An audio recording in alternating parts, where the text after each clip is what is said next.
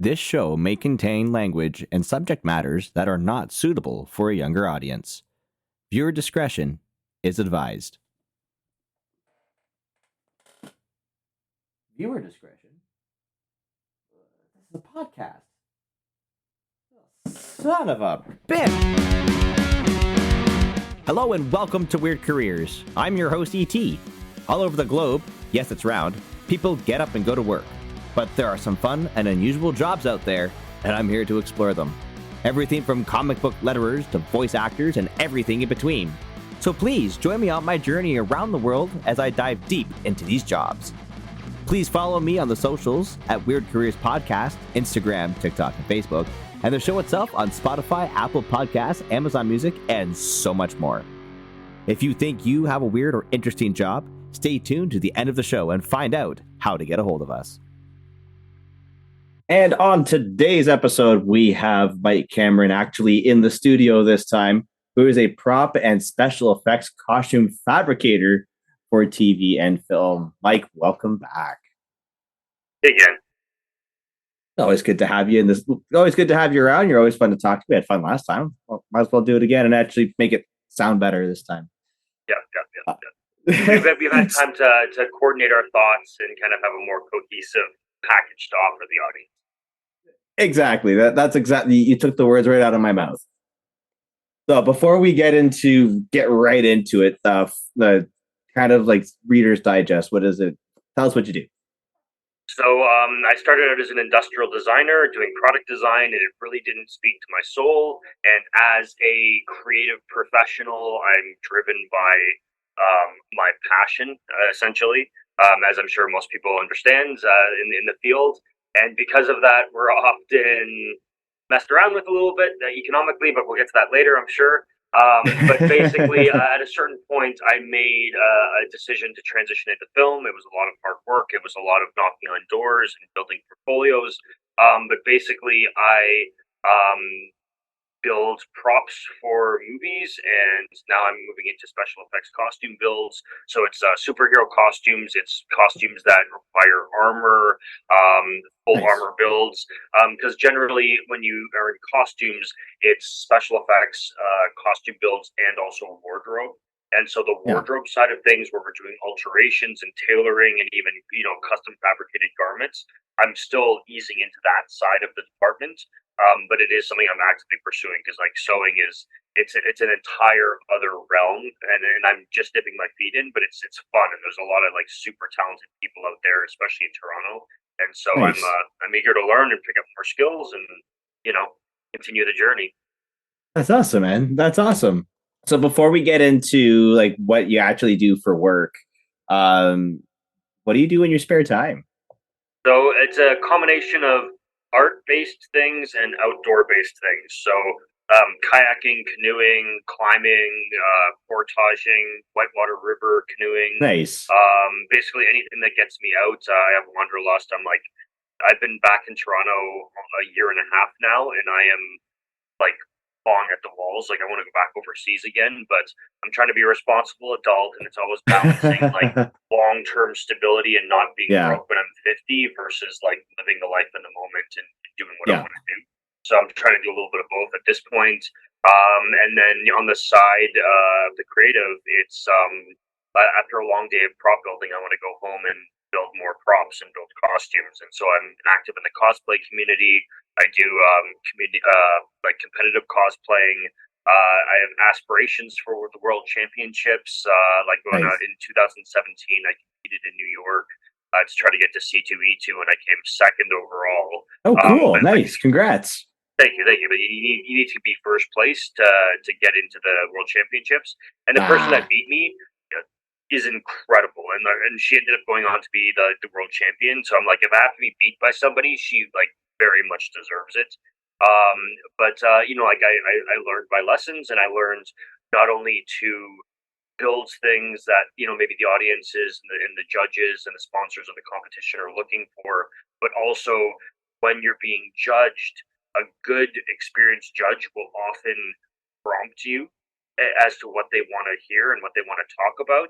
So there was a Yeah. point when I was like going on about like another armor piece, and they're like, "Oh, I've seen you like sewed your own undersuit here. Like, tell me about that." And I was like, "Oh yeah, like it's kind of like the blank palette for like the main course that is the armor, but it's like Yeah. she happened to be a sewing expert, so Yeah. talking to a little bit more of her world and kind of having it be more of like, it's hard to have it be a two-way conversation when they have 2.5 minutes and they're asking you short, succinct questions and you have the info dump on them in like a Yeah. prepared way.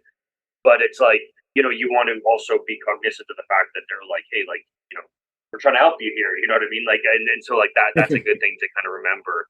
Um, but yeah, yeah. So there's a costume in the pipeline that'll probably take me 2 years to build.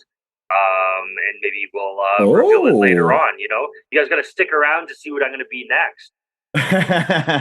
Well, I mean, we'll touch base with you in a little bit. We'll see where you are in a little bit. Yeah, yeah, Now yeah. speak to me like when you get it. You were touching a little bit on like how you got into it. So, getting into this industry, are you? Is it like you go to school, you have an internship, you get a job, or is it like you go to school, they kick you on the street and they say, "Okay, find a job." Like, how does that work? Yeah, I'm not gonna call it nepotism because it's not always that. But it does, like, if you have connections in the industry, it definitely helps. If you have somebody that's established and is a senior member that can vouch for you, that goes a long way. If that's not the case, there's two general ways of getting in. One is to start as like a runner or a shop hand or a junior member, and Yeah. just like maybe you're just stocking the lunchroom and going on shopping trips and helping people move stuff. But then maybe one day they're Yeah. like, "Hey, can you sand? I heard you talking about the fact that you do like what we do here." And then you're like, "Yeah, yeah, sure, I can jump on, no problem." And next thing you know, they bring you in and you're getting more experience. And then they find a runner to replace you. And on the next production, maybe you're Yeah. standing props instead of doing the running and stuff like that. Yeah. So Mhm. that's a good craft services if you're looking into like IATSE, which is the main Toronto union. Craft services is very useful because you get a good priority for a variety of different departments, so that can always help. Um, and the way that I went about doing it is kind of the hardest way and requires like the most kind of like build up and also a bit of luck and stuff like that. But it was basically building up my portfolio, and I got in touch with a couple people. I got like some lucky breaks and stuff like that. Mhm. But it like the stuff that you've done previously is like gets you in the door, but generally, even if it's like a more prestigious, like, title than maybe someone else has worked on, that doesn't usually trump like familiarity with somebody else, right? So Yeah. often, you'll Mhm. still get passed over. So you need to be relentless.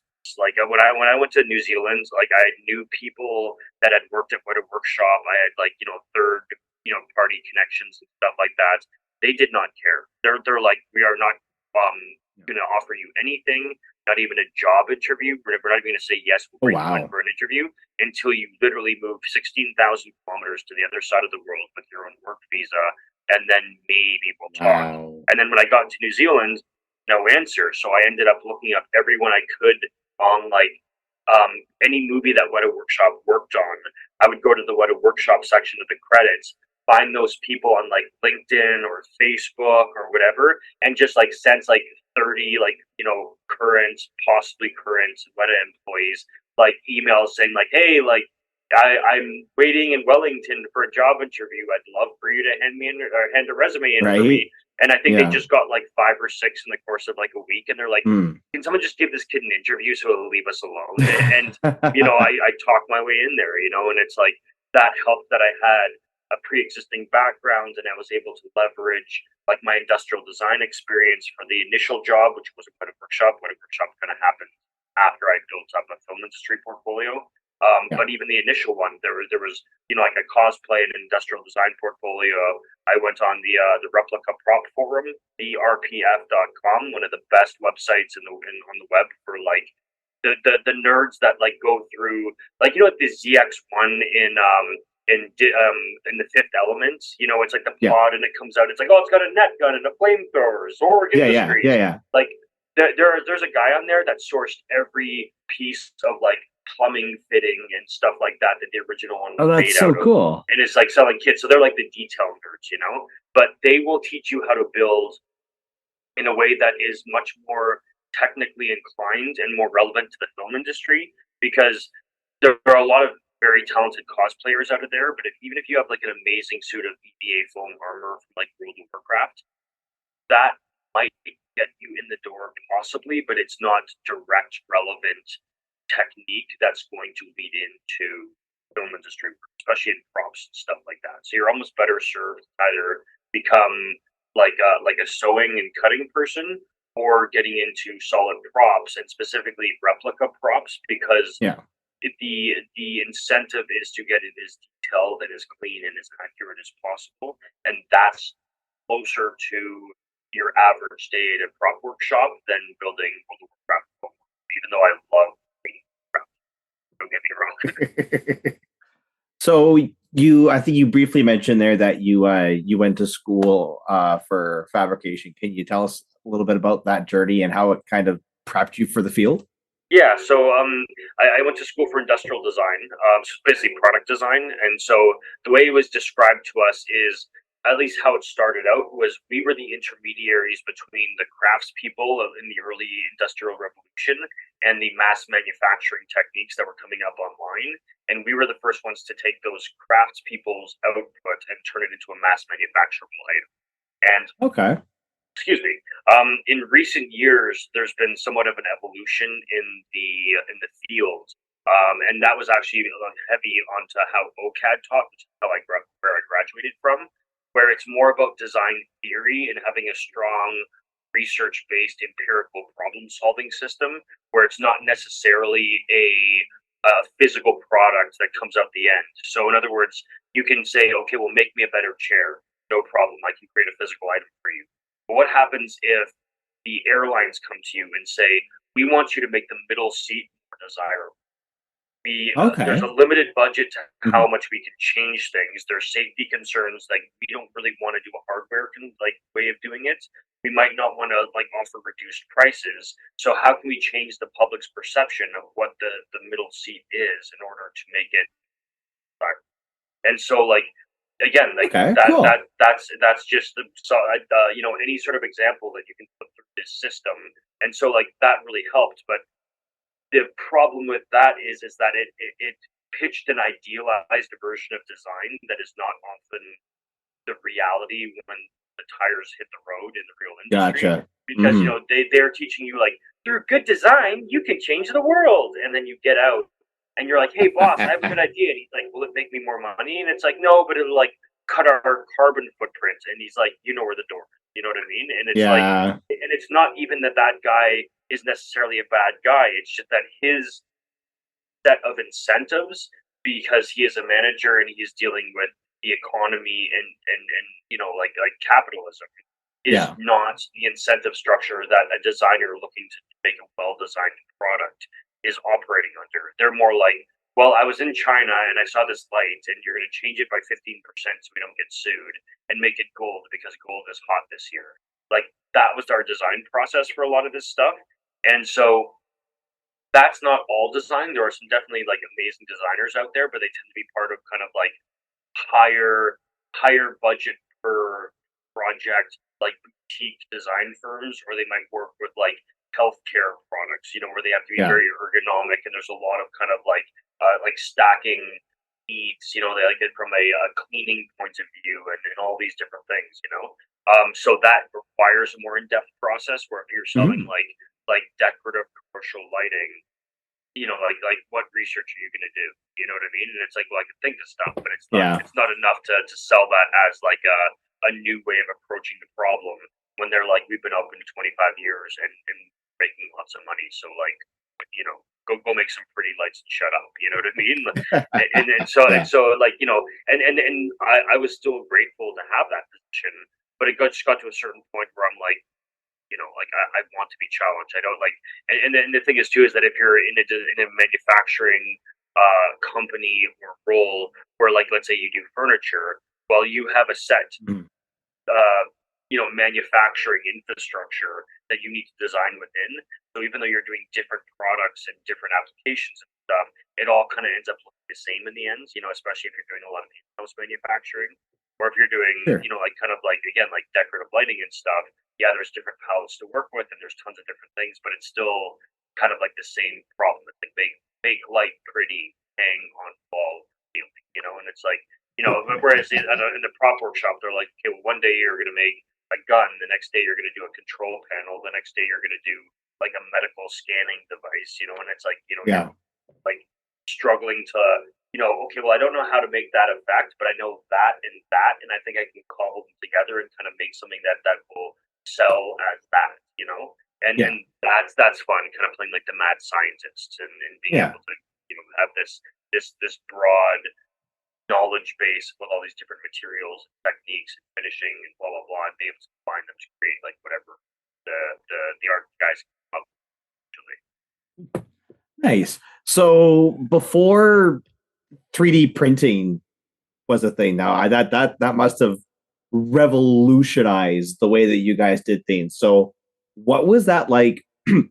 Excuse me. What that process of designing something, building something, and like what would that have been like pre 3D printing versus what you're dealing with now with 3D printing?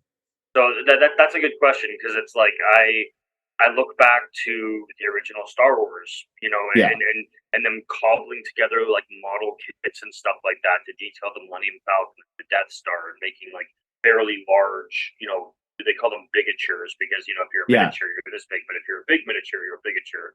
I think that's a Weta thing that they say, but yeah, so like that would be a lot of fun. I was lucky enough to come in at the tail end of kind of like the old guard, where Yeah. especially on Alien Covenant, there was two guys in Sydney that were like super knowledgeable, like again, just craftsmen to the core. It's like if you want to cut a circle, you don't need a CNC. You drill a hole in the middle, and then you basically have like an arm that you attach your router to, and it's like a Yeah. compass. You know what I mean? And that's how you cut your circle. And it's like, Yeah. holy crap! Like that's instead of like taking a jigsaw and trying to cut almost, you know what I mean? And it's like, For wow, that sure. like, so there's all these little kind of like jigs and tricks and stuff you can do.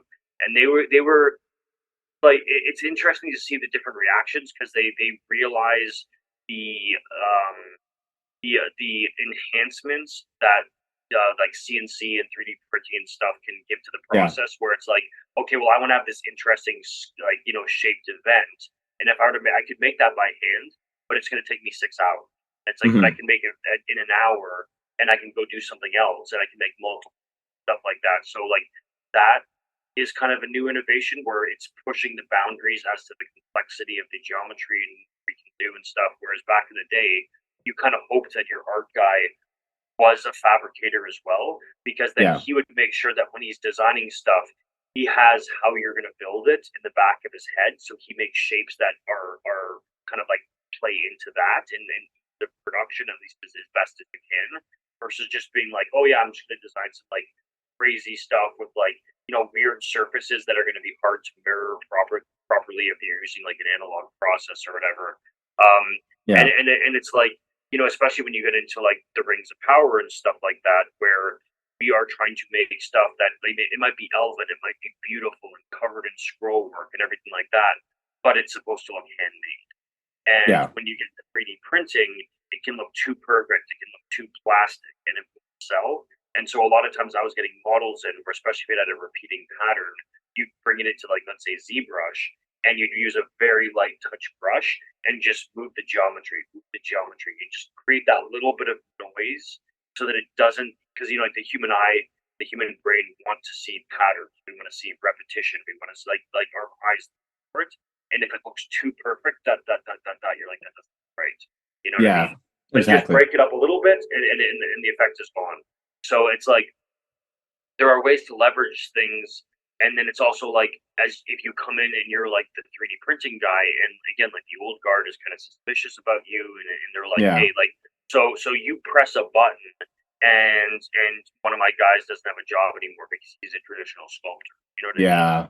And it's like, that is a legitimate fear, because even if not everyone is replaced, some of the people, you know what I mean? And Exactly. and Yeah. so, and it's already like a very kind of like, it's a scrappy industry to get your next job. There's no job security. Like once it's over, you have to find your next job. So it's like if there's even less than there is already, if we're already having problems finding jobs, like production to production. Yeah. What's that going to do for the industry and the sustainability about keeping these guys employed so that they don't leave the industry and take their skill set with them? Right? Yeah, exactly. And so I was advocating for, and this is actually something that I tell people in my presentations, like, be proactive with your boss, because at the end of the day, he might be an authority figure, but he's a person too, and he has his own insecurities and his own fears. And if you see him being suspicious about 3D printing, advocate for yourself and for him and your role in the team. Where I would be like, okay, well, we had dwarven drinking goblets, and they had like 60 gems per goblet, and we had to do 40, sets. So it was like over 1,000 gems. You know what I mean? Yeah. And so we were like hand casting like 10 at a time and like different colors and putting like fleck into it so that it like sparkled and stuff like that.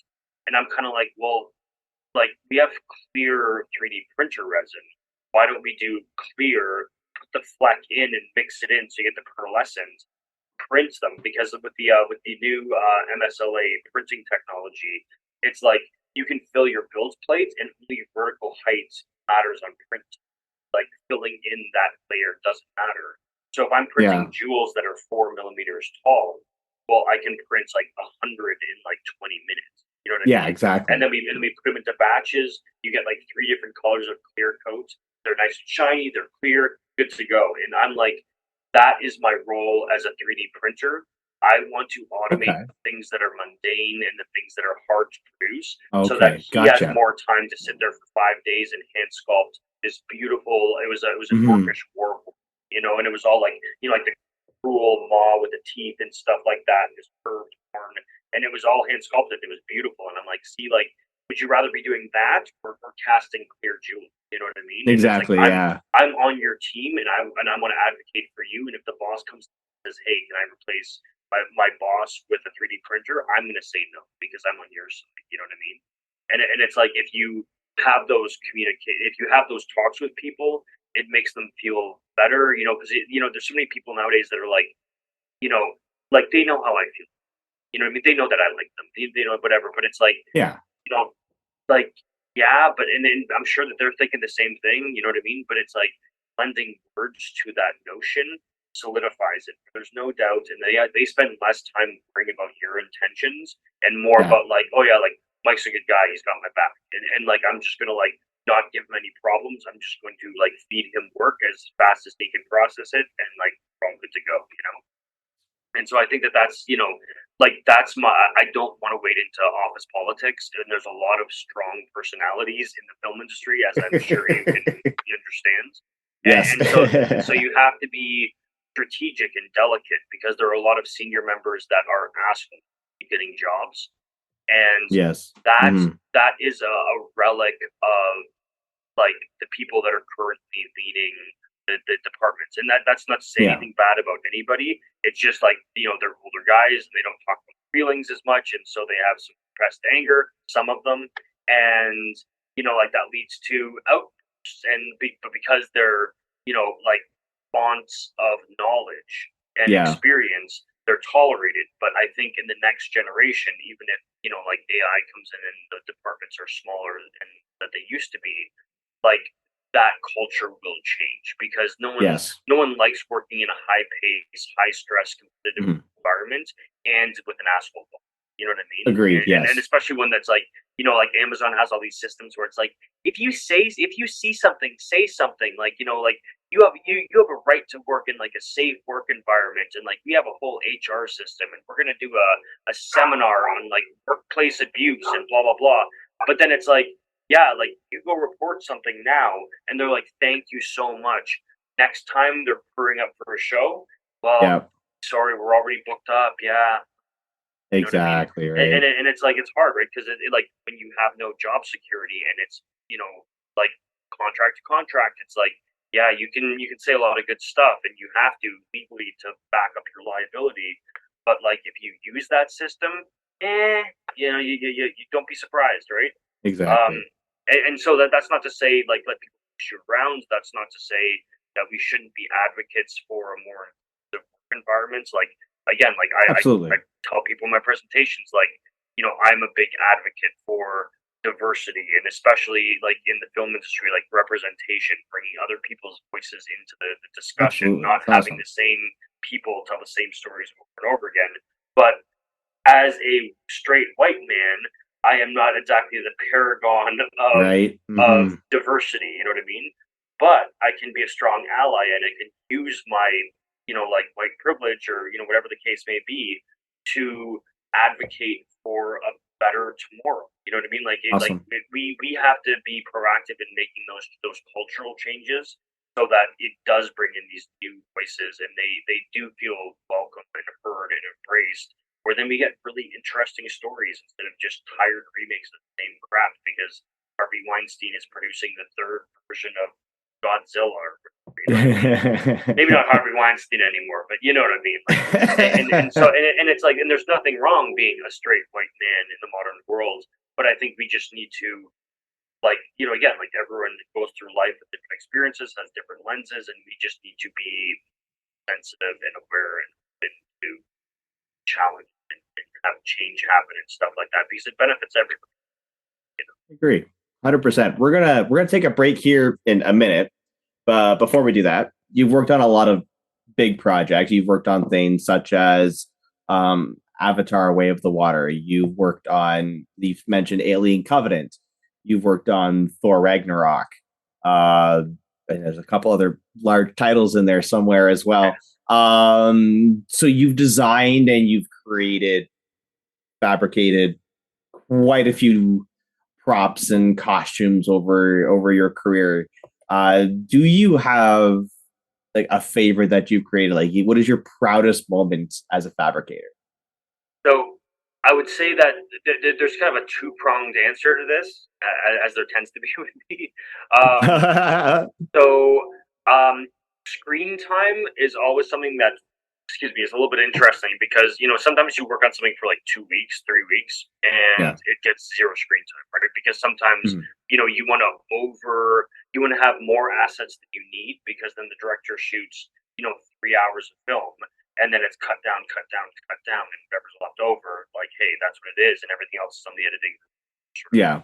And so there's been a lot of times when, like, again, we've made big builds. Like there was this massive golden palanquin that Jeff Goldblum as the games master in Thor Ragnarok was like float in on, and Yeah. and then like they're like, this thing is chrome gold, so it has to be perfect. You get like if there's a bump on that chrome, you're gonna see it. So Yeah. and multi-part electronics, structural steel, complex, whatever.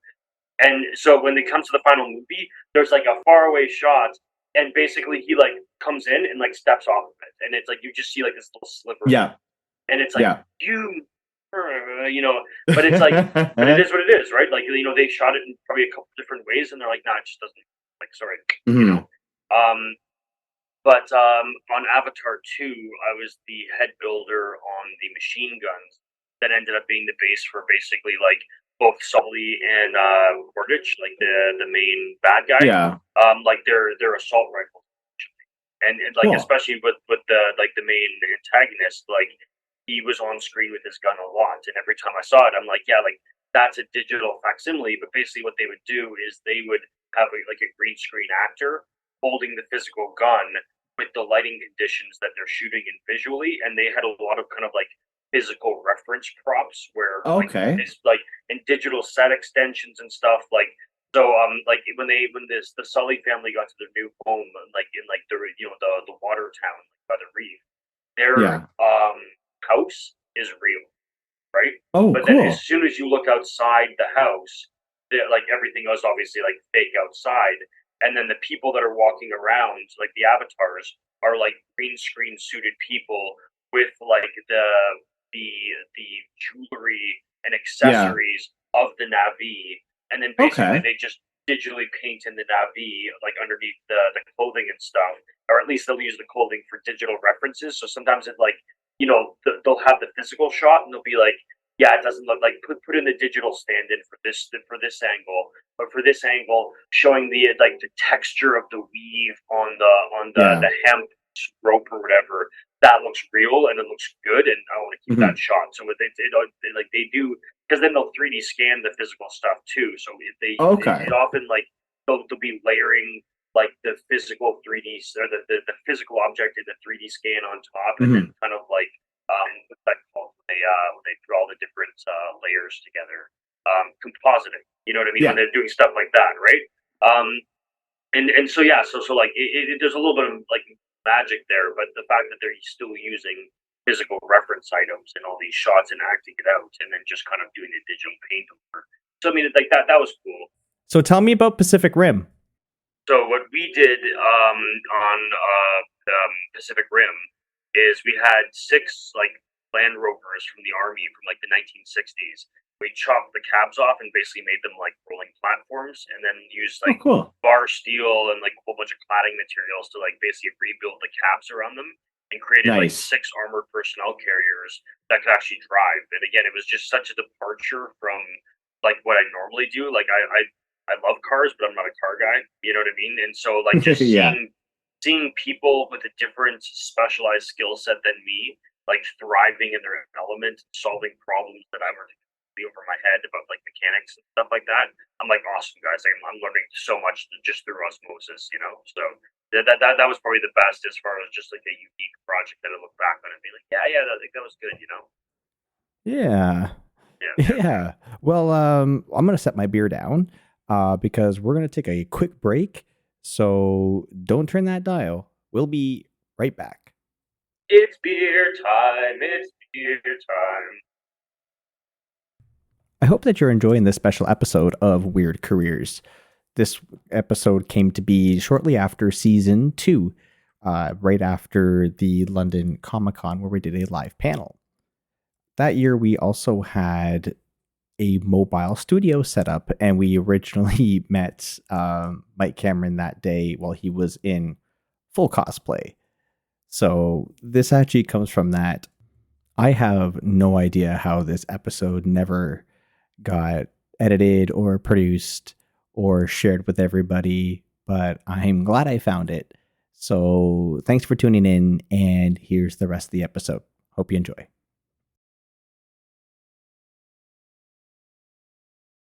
Welcome back to Weird Careers. We are joined by Mike Cameron. Welcome back. Welcome back. So tell me, there's so many ups and downs to your field. What are some of the let's go to the negative side. What are some of the downsides of being in your field? Yep. So there's a like I love film and I love the challenges it provides and everything like that. The way it's structured, especially now, is the main reason a lot of people leave the industry, why they burn out. You know, Mm. like a film set and a film production is a multi-thousand part machine where everything has to work in consort to make things move.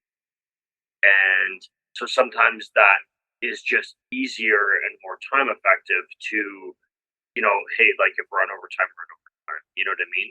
Yeah. But when that consistently happens, which is often the case, it's great if you're a single guy like me trying to get hours. But if you have two young kids at home and a wife that's like, hey, I never see you, Mm. there can be problems, right? It's a very demanding career from a time perspective, and even worse, there is no real way to plan in advance. Mm. You don't get holiday time. You just work 50 to 70 hours a week for 9 months, and then you're unemployed until you find the next job, So that's not great. And it's like, it would be financially unrealistic for the film industries, even if with their massive profit margins, to keep us employed as full-time salary employees and just pump movies through like a corporation with For full-time sure. employees. Like I understand that that's not realistic, but there has to be a better way. And then like from the very advent of the film industry, there hasn't been. And Mm. like, and I think we're fighting now for workers' rights, and especially again for like just some semblance of a normalized time schedule.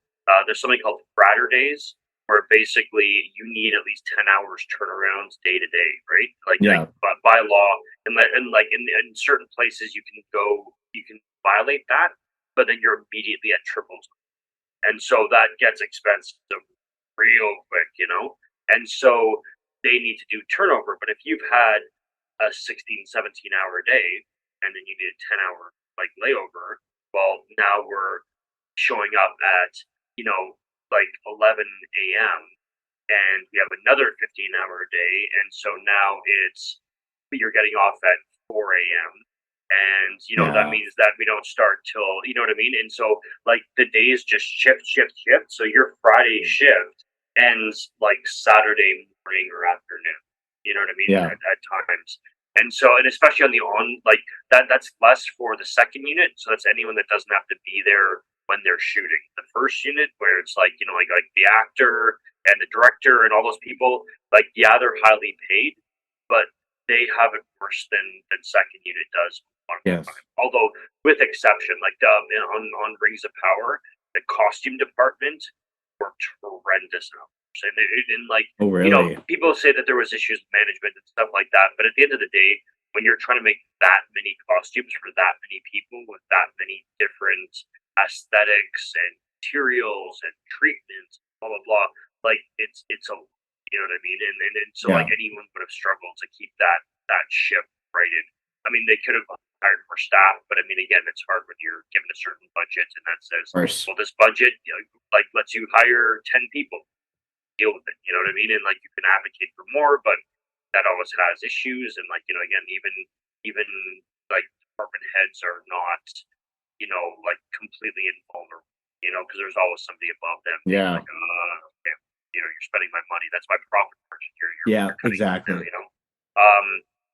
So there's that, and basically just the entire aspect of like the lack of certainty for the future. You know what I mean? Like both from a production to production standpoint. Like if you're well connected, you're a senior member, you'll always have something Yeah. waiting. Like next, a friend will call you and be like, "Hey, I got you on this show."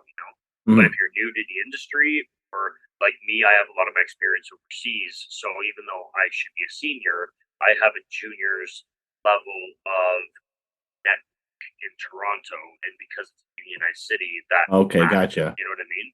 Mm. So there's that side of things, and then there's also again kind of like the future of film and like what the writer and actor strikes have kind of like taught us, and like how we're future and AI and all this different stuff.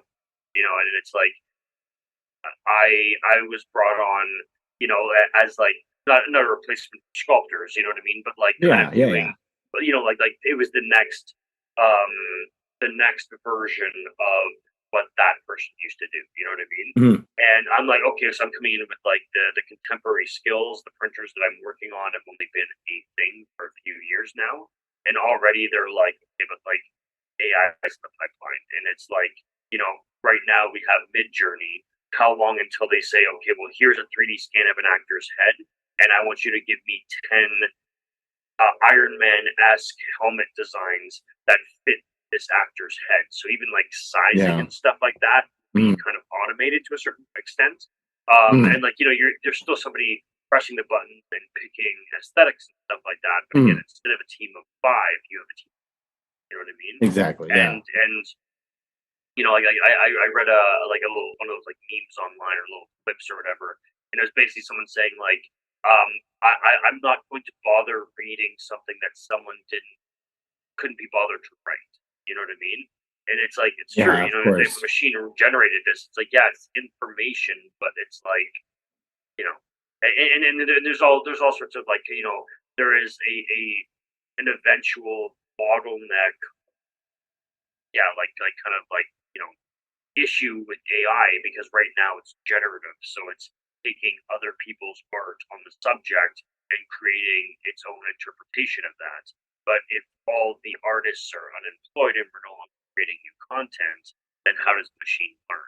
You know what I mean? And like it learns up to a certain point, but it can't create it, unless by happenstance, it doesn't seem at this point like you create something completely new, derivative of other things, and so like that's fine if you're making the remake of the remake of the remake, but for new stuff, and so I think that maybe in the future there's two classes of movie, and there's like real people movies, that are signed off. Like, it says like no animals were hurt in the making of this thing. But it's gonna be like real people were made real people were used in the making of this production, and it's like maybe that's what it'll be, and it's like live action is still a couple of years off from it being completely AI generated and everything like that.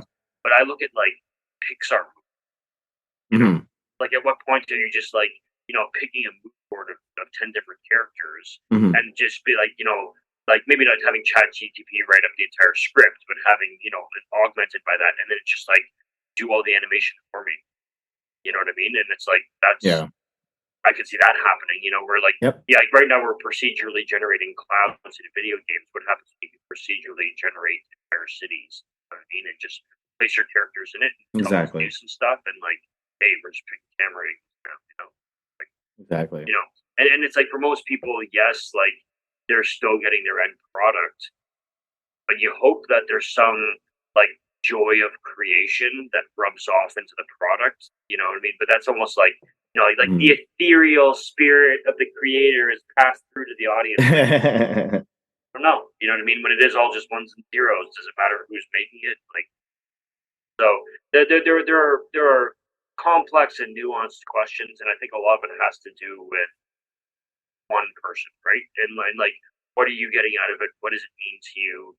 Where do you want your life to go? What risks and down points are you willing to accept to be able to do it? Yeah. So it really is a personal choice, but I would just advise everyone, like, it's still a lot of fun. I still love it to death, but go into it with both eyes open.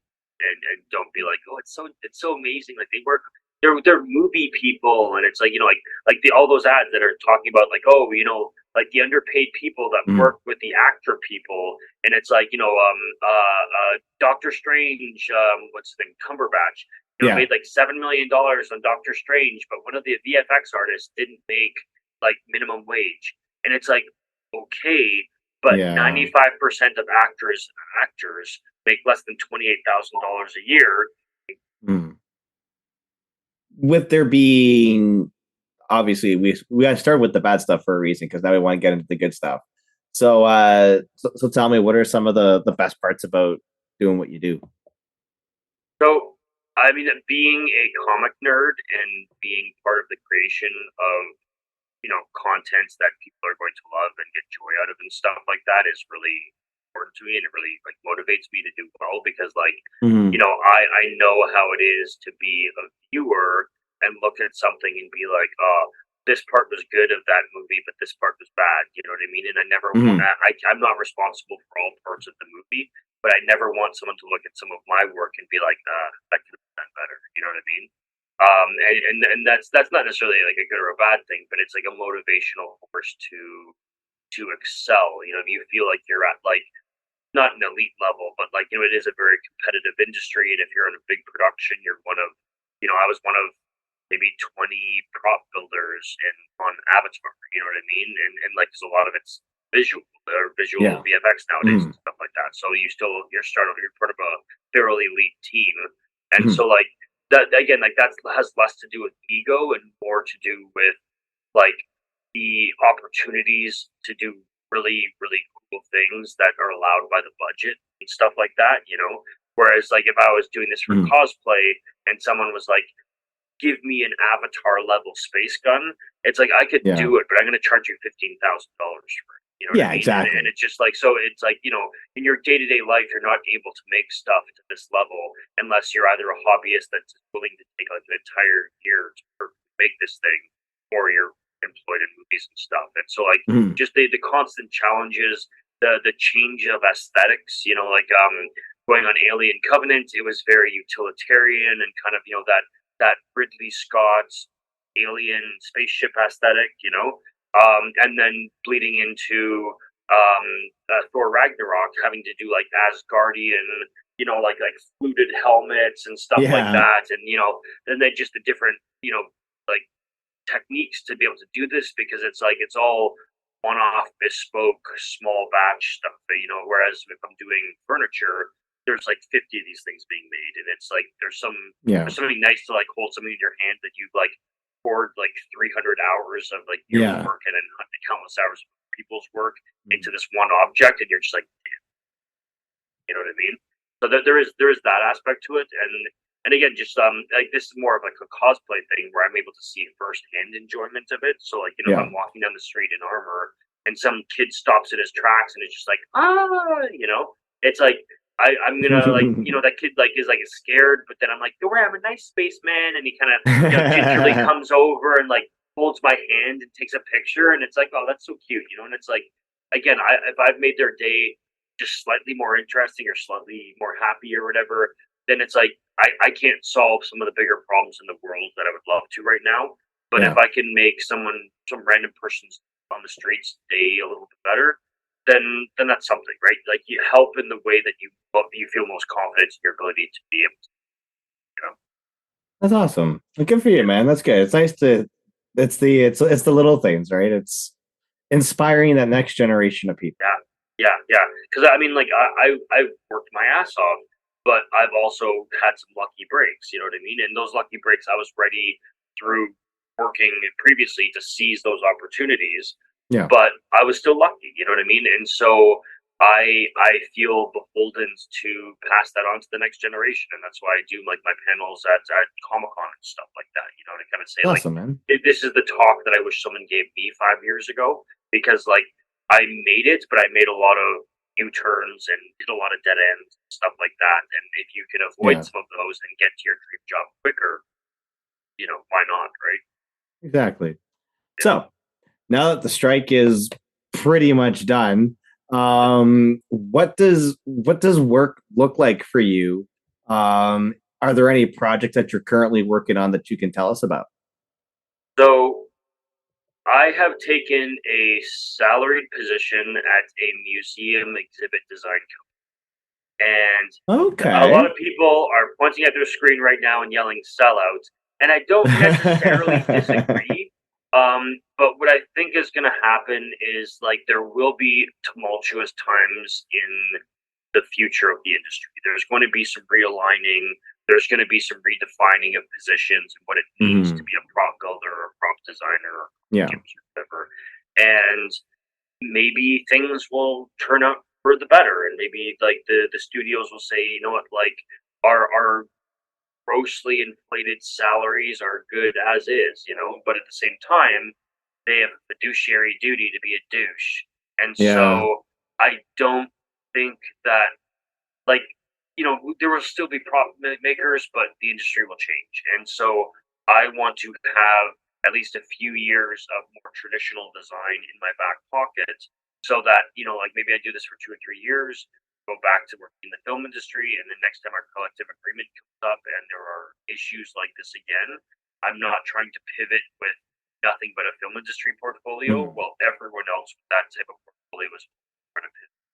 Exactly. And so I'm trying to hedge my bets and stuff like that, and kind of have like a little bit of stability. Like I'm back in Toronto now for a year or two minimum, sort of thing.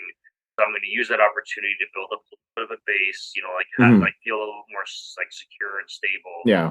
And then I'm waiting on an EU passport essentially, and when that gets processed, then maybe go walk. But at least I'll be able to have that relevant design experience in my portfolio, because like as an artist, you have your portfolio and it's always evolving, and there are things that used to be your strongest entries that end up getting called at the end of the day. So my traditional design portfolio entries are all 7+ years old, and so it's great that I have all this new content. But if I'm applying for a product design job at a mom and pop, like furniture firm, and my portfolio is filled with robots and space guns, they're going to be like, you're obviously like good at what you do, and yes, these skills might be able to translate very easily into what we're looking for, but we need to see that.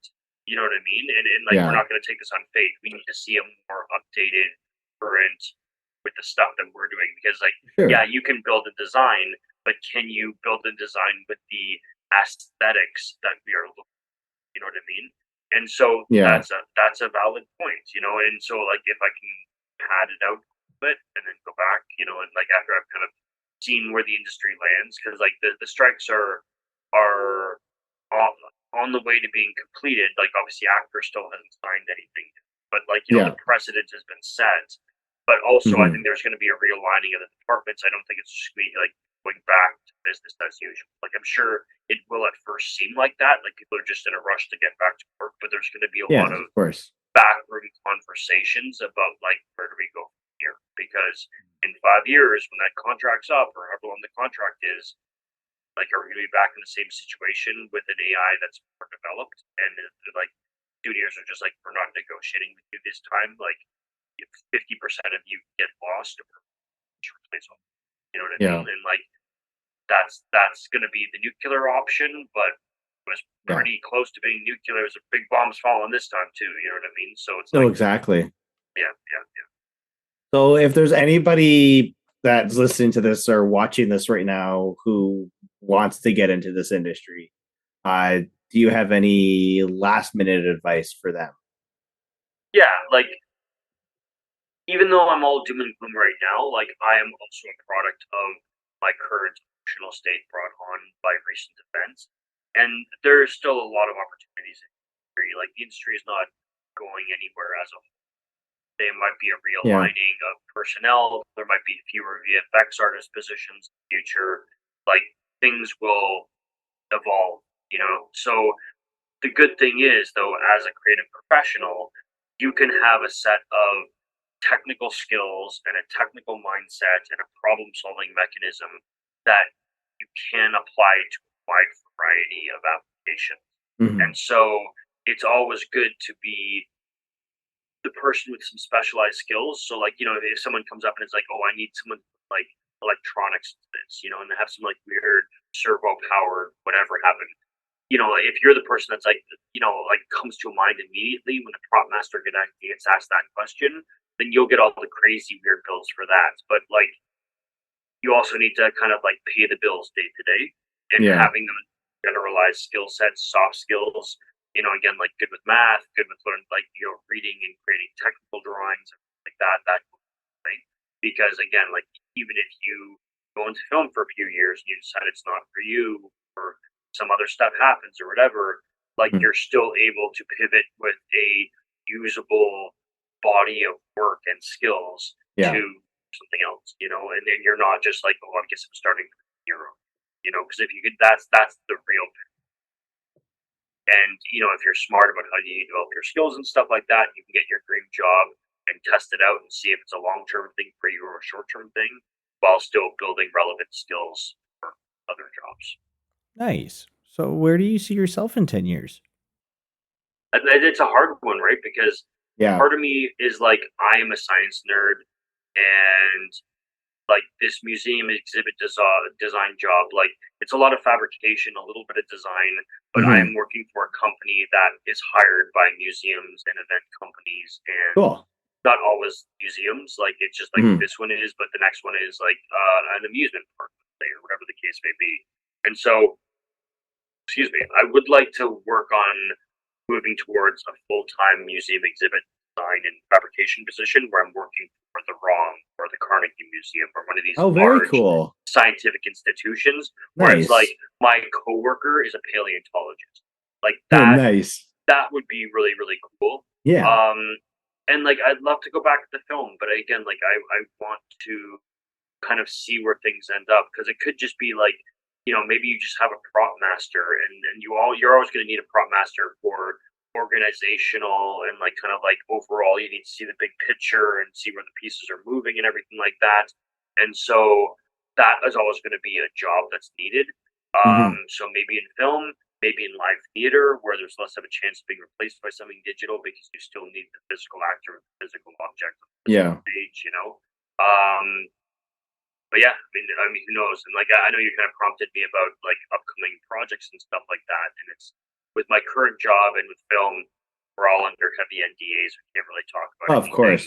Absolutely. You know, The Boys season 4, a lot of crazy shit happened. Watch it, you cunts. But beyond that, like in my personal life, my personal builds, like I still want to take a shot at becoming cosplay world champion. For my Warhammer 40,000 Nice. nerds out there, I'm looking at doing Belisarius Call, which is basically like the main tech priest that brings Gilliman back, who's one of the Primarchs. Okay. And so he's like a massive centaur, like tech priest in like red robes, and he's always basically rebuilt half of his body to be this like Goliath, and just like a That little is bit of his so face and fucking like one cool. arm showing out. So, Yeah. but basically, there's been a cosplayer that has made Belisarius, but at human scale, very well done. Love it to death. I want to do him full scale, so that would be about 9 feet tall on painter stilts, and he has like again this centaur kind of trailing body. So Very I'm gonna cool. have 2 bicycle wheels and like making a little cart that hooks into the small of my back and basically is kind of bulked out. So like I have like mechanics underneath the robes. And then Yeah. as the wheels turn, it's going to drive a pulley system that moves like skittering mechanical spider legs That's underneath the so robes. So cool. that as I move forward and I move backward, they'll move in tandem with my movements.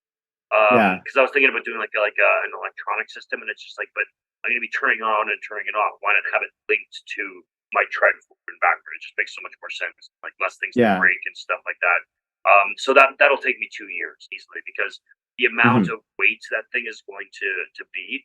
Because I don't traditionally use a lot of EVA foam, so EVA foam is light, and like once you hard coat it, it gets heavier. But if Yeah. you're using Sintra and 3D printed parts and aluminum armatures and stuff that I'm Yeah. using, it's going to get heavy super fast. So a lot of it's going to be canting the weight back onto the cart. So that's going to be a big kind of like engineering challenge and stuff like that, and being able to walk on painter stilts with a heavy cart leaning against your back, not Wow. pushing you forward. So I'm gonna have like he has like a big power axe, so I'm gonna have to kind of like counter my weight with this power axe, Oh and kind of wow. like because it'll be pushing me forward as I'm leaning, so I'm gonna have to kind of push back on the staff and kind of like find my center of balance. Oh So wow. it's gonna be hard to move around long distances, but unlike my last costume that took half an hour to get in and out of, the idea is because I'm building this cart is that 3/4 of the costume is the cart. And so basically I have my face and chest makeup on and I step into my stilts and basically wrap the robes around me Yeah. and I'm in costume. You know Oh, what I mean? nice. So if I have to like get up a ramp onto stage, which has happened multiple times when I'm on stilts and is not a fun thing to have to it's doable, No. but you gotta be super, super careful. Yeah. Whereas this time I can like have someone carry the stilts, I roll the thing up the ramp, hop into it in 2 minutes flat, and I can walk out on stage. So I'm thinking about like That's cool. logistically, like practicality. It's like if this is not going to be a walking the con costume, I'm going to need like minders and stuff like that. So it's like okay, but like as long as I can get across the stage and do my 3 poses, that's all that matters. And like even that, I'm gonna have to be very careful. So, Yeah. yeah. Awesome. It'll be fun. Nice. So we've done a lot of looking forward. Mm. Let's look backward. What did you want to be when you grew up? Paleontologist or marine biologist, and I was going to go to Interesting. Yale with a full scholarship, and then I discovered depression and smoking weed and rap music and getting rejected by women, and it kind of derailed my high school career. But I got my shit together and I was accountable to myself and my future. And like I think I struggled a lot with blaming the world for like my shitty life. And Yeah. if only certain things changed, it would get better. And it wasn't until I realized that like I have agency over my own fate. You know what I mean? Like you can't help what the universe doles you, but you can react to it. You can have a plan. You can, Yeah. and so the more I started taking accountability for my failures and my successes, the more it became a self-procreating, like positive feedback that kept me in the right direction. You know what I mean? And so Yeah. like I'll and there like there's a Rick and Morty episode that came out recently, and it's with like the famous like writer, like his ghost or whatever. And he's basically saying like a lot of creativity goes hand in hand with like mental health issues, you know. And so if a lot of us are feeling this way and are going through stuff like that, like, you know, it's good that we're having the conversations and stuff like that, but it's like it never really goes away. You need to be able to develop tools to deal with it in a way that doesn't derail you. You know what I mean? And that can be hard, and it, you know, you can failures, trial and error, blah blah blah. But again, you can apply your empirical problem solving system to break it apart and figure out, you know, and obviously like, you know, therapy is right for people and stuff like that. But like, you know, the more you can kind of like build tools for yourself, you know, with that stuff. Yeah. I think the more self-sustaining it becomes. That's awesome. Well, Mike, thank you so much for coming on again today. It's been a real pleasure.